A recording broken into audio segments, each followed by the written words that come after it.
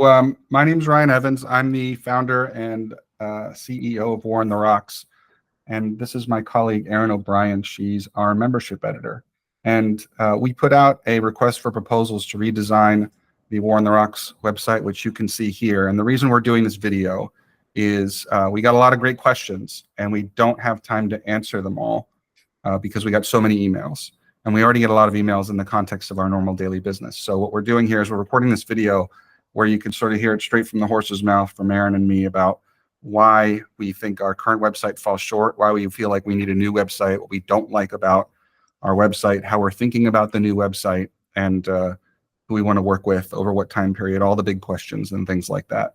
So you're probably watching this video on YouTube, and hopefully you find this useful in deciding if you want to submit a proposal. We're going to push the proposal submission date back a bit from what you see in the RFP, and then we'll take it from there. Over to you, Erin. Yeah, so as Ryan said, my name is Erin O'Brien, and I'm the membership editor at War on the Rocks. So Ryan, could you start off by just telling us a bit more about War on the Rocks is? I mean, what do we produce, what do we create, and what do we want to create in the future?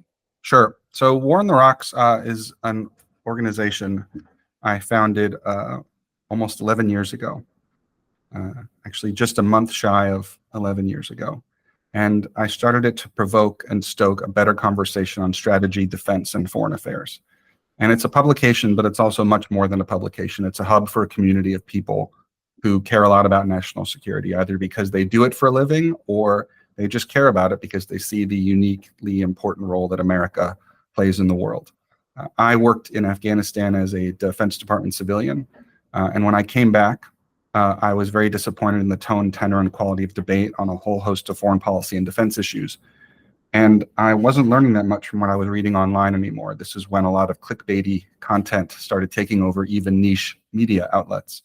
But I was learning a lot from friends and mentors who served in the military, worked in government, and were doing important work in the academy. And so I wanted to bring those experience-based conversations to a larger audience and a larger community. And that's how War on the Rocks was born. And to build on that, I mean, you touched on this, but who do we create these products for? Yeah, so it's very much a for us, by us publication. Our readers are the same people who write and podcast for us. So it's people in the military, it's people in government, it's students, it's academics, it's civil servants, it's people in the defense industry. It's people who go out in the world and try to change the world. Unfortunately, like me, usually fail at it, but realize that it's important to keep trying. And then to build on that, we have grown War on the Rocks quite a lot in the last 2 years, especially with the War on the Rocks membership program, the Platinum program. I was wondering if you could talk a little bit more about that, what it entails, and how we hope it grows in the next few years. Sure, great question. So the membership program is really the most important thing that War on the Rocks does. Everything we do to generate revenue, because War on the Rocks is a company, is in line with our comparative advantage and in line with our mission. So we don't try to make money by doing things like monetizing data in a crummy way or by, putting a bunch of weird ads on the site. We try to create value for the people who read our site. And make money that way to keep supporting the great work that we're doing and to keep doing more of it and to keep bringing people the kind of analysis, commentary, and information that they've come to depend on. So the membership program's at the forefront of that. So when you're a member, you get access to all this great content from, and we'll talk more about the details of that, but premium podcasts, newsletters, an app, a forum. So you get all this extra stuff when you become a member, and we'll dig more into that later. So what kind of timeline are we looking at with this project? So we realize this is going to be a big effort because this, we're not a legacy media company, but we've been around for over a decade. And so this isn't going to be a simple project. So we expect this to take most of the rest of the year, if not the entire rest of the year.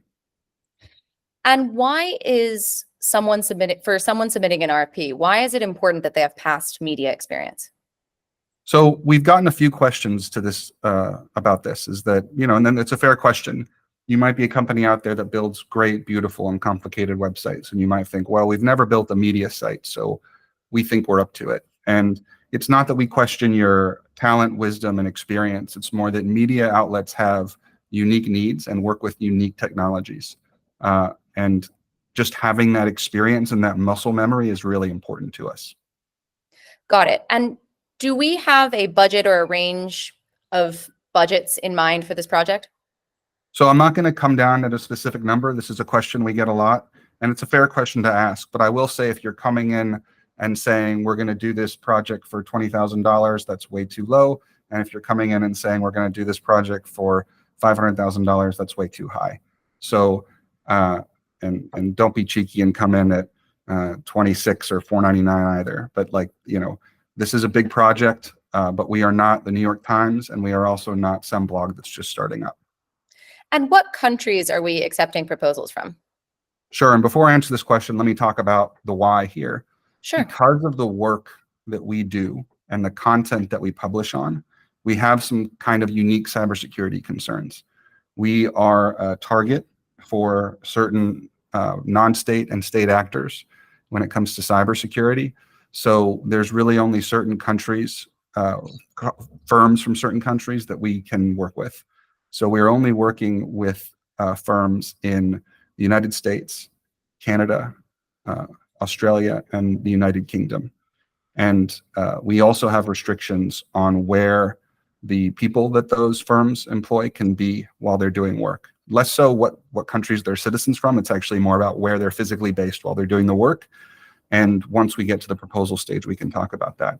But just know that we actually have some very real cybersecurity concerns. So it really matters to us where the work is being done and by whom because of these concerns.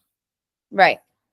So I was thinking we could jump into the site now and show potential vendors kind of what we like and what we don't. So you'll see that the site is up on the screen. I mean, Ryan, why don't you start off by just telling us at first look what you like and what you don't about this site? Yeah, so there's a lot going on this homepage, a little too much actually. And some of it all has a history, right? Whenever you have a legacy product, like our homepage, for example, there's a reason why there's all this stuff, right? But it's also a bit overwhelming. So the balance of the homepage is presenting all the stuff you need to present, but also not confusing the user. And I think we are over too much on the other side where it's a bit overwhelming. We have our podcast window on the left.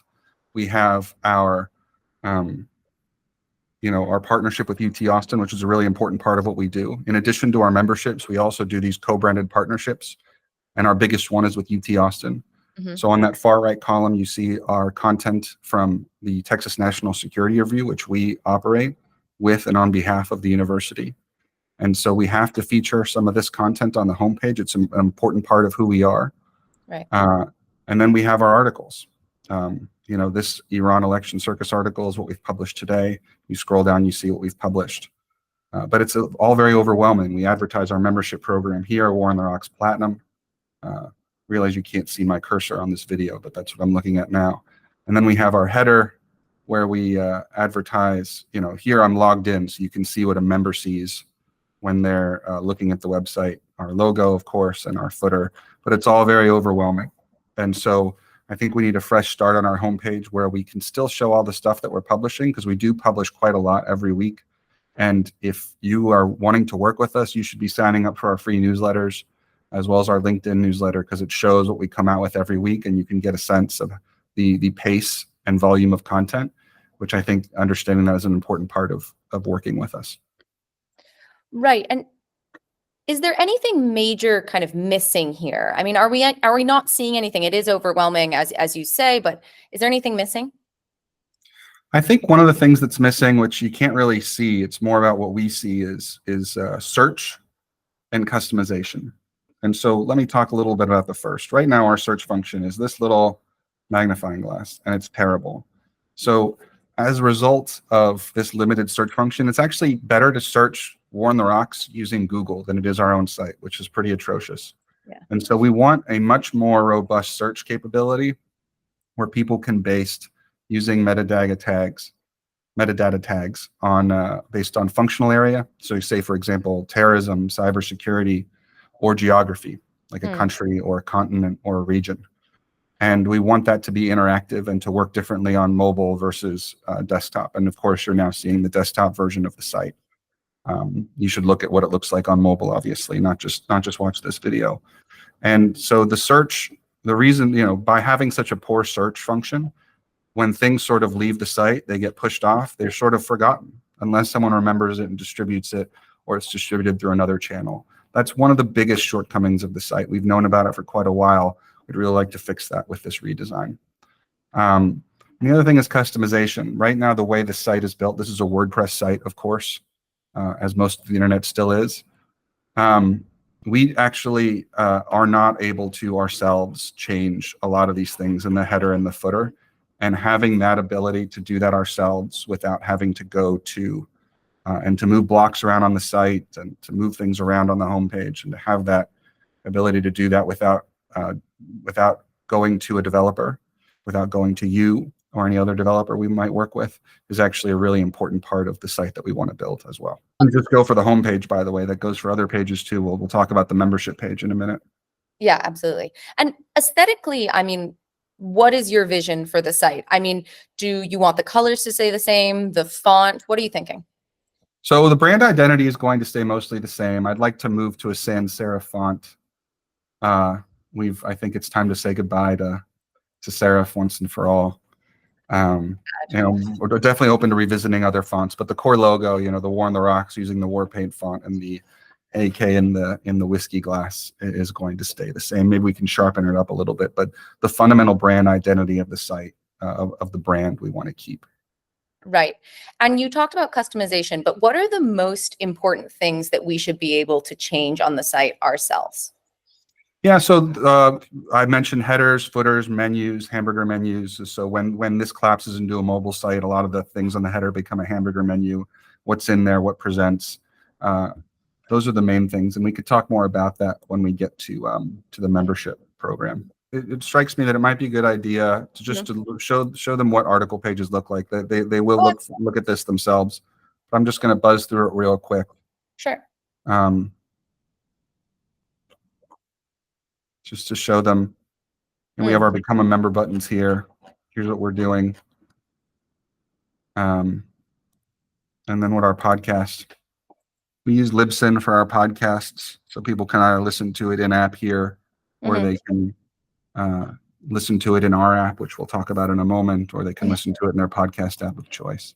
What exactly does the membership tech stack entail? So our membership tech stack is a little messy, and this is not a negative reflection on any of these specific services, but they don't all tie together that well, and sometimes that results in a janky user experience, and a lot of that is our own fault on our end. So and that's something that we want to fix. So right now, Memberful manages who is a member, what plan are they under, how long are they a member for, and that connects to our WordPress database, and they kick the payment info over to Stripe, which is the payments processor. We also use Discourse, not Discord, but Discourse as a forum for our members. And then we use this custom white labeled app called Teachop, which is a great app out of Germany. It's a white labeled app as our members only app. And that presents our members only content in nice, clean in-app experience. Again, any firm wanting to work with this should probably, not that we're trying to sell you on it, but I think it's important that you become a member and see how it actually works yourselves.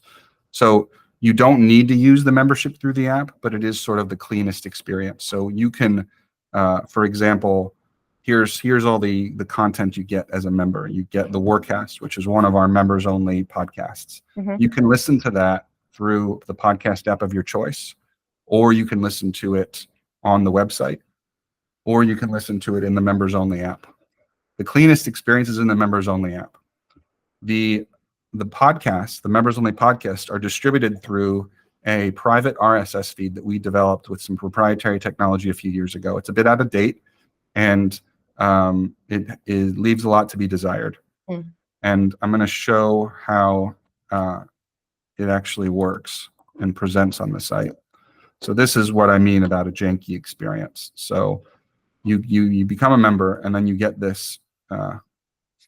Well, we'll reset mine so you don't see it, but this will be invalid by the time the video comes out. But so you'll see that this is sort of a janky experience. As you download this URL, which will be invalid by the time this video goes out, or you can listen to it here.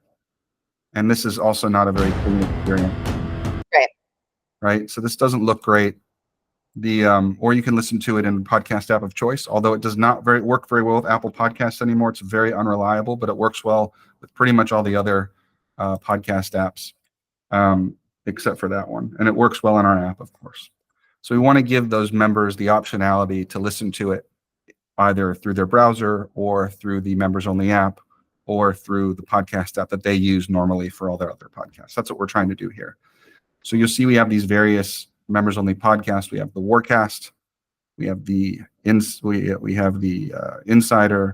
have the Russia Contingency, we have Unspent Rounds, Thinking the Unthinkable, and then we have these newsletters. Some of these are newsletters. We have some more, quite a few more podcasts coming out in the coming weeks for members only. And you'll see the sign up experience works as follows. You sort of sign up for annual, and you sort of pay here. It's a pretty clean sign up experience itself, but there's things about being a member yourself that could be cleaner. And I also should add that all the email comms, for the most part, go through Drip, whereas some of the basic, like your membership is renewing sign up stuff, those emails are managed through Memberful. So it's a lot of different systems that are communicating with each other, some of which work well and elegantly, and some of which do not.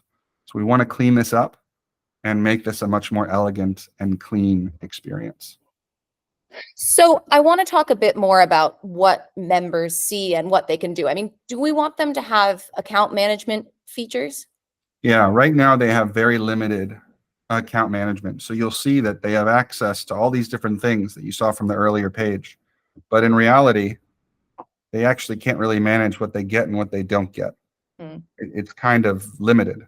So we want to have a very elegant, clean way where they can say, we want these emails, not these. We want these podcasts, not these.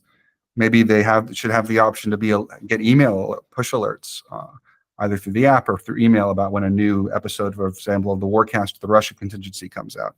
So these are the kinds of things. And also this page is not something that we're able to update ourselves. We have to go through a developer to update this. So that's what I mean when I say we need to be able to update all these pages ourselves without going to a developer, without going to a firm when we add more content to our membership program.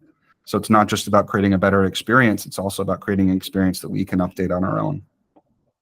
Right. And do we want more members content to be visible to non-members on the site? I mean, how do we want to drive people towards the membership program?